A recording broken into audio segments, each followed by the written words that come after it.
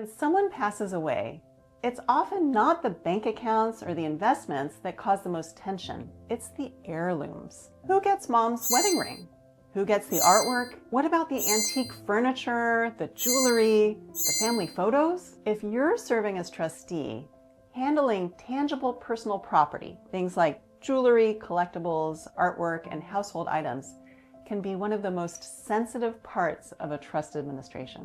In this video, I'll walk you through how to determine who gets what the trust documents say, different ways to distribute personal property, and how to protect yourself as a trustee in the process. If you'd like more insights like this, we offer a free monthly newsletter. Click below to subscribe. To first determine who gets which piece of tangible personal property, you need to look at the trust terms and other written directions. Revocable trusts will usually spell out the beneficiaries of tangible personal property. If they don't point out the tangible property, it's probably the overall beneficiaries of the trust who split the property. Now, there may be a separate memo or list outside the trust describing items and who's going to receive those items, or maybe the owner puts stamps under each item labeling who should receive each item. So there's different ways that you can distribute the tangible property. First, you should list out all of the property and make descriptions and estimated values. You usually don't have to get appraisals or accurate values because ideally beneficiaries will agree amongst themselves who should get what. But here are some more formal ways to distribute the property. The first way is to do what we call a round robin. So each beneficiary draws a name and then they go by number, and each beneficiary picks one item per round. Now, the main drawback of this approach is that some items are much more valuable than others.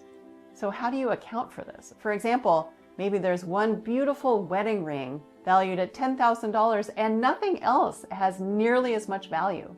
So do you say that that one person gets the ring and the other person gets everything else?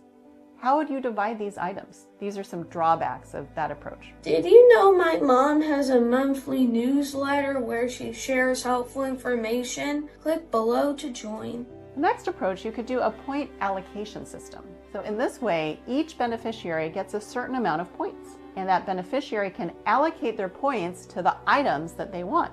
And the highest bidder, who applies the most points, gets that item.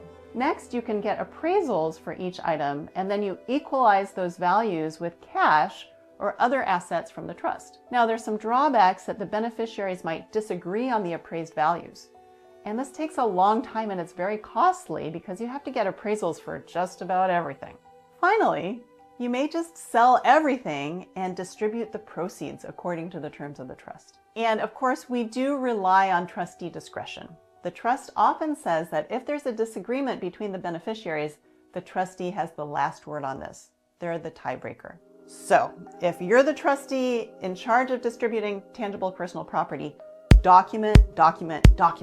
Put everything in writing. Which distribution method you're using, which choices you've made, who's receiving what. And if you're the trustee and one of the beneficiaries, you might consider naming a third party to run the allocation so it doesn't look like there's any bias. Transparency really helps in these situations. As you can see, distributing heirlooms and personal property isn't just about dividing items. It's about navigating family dynamics, honoring the trust terms, and protecting yourself as a trustee. If you're currently administering a trust and feel unsure about how to handle personal property, you can reach out to us.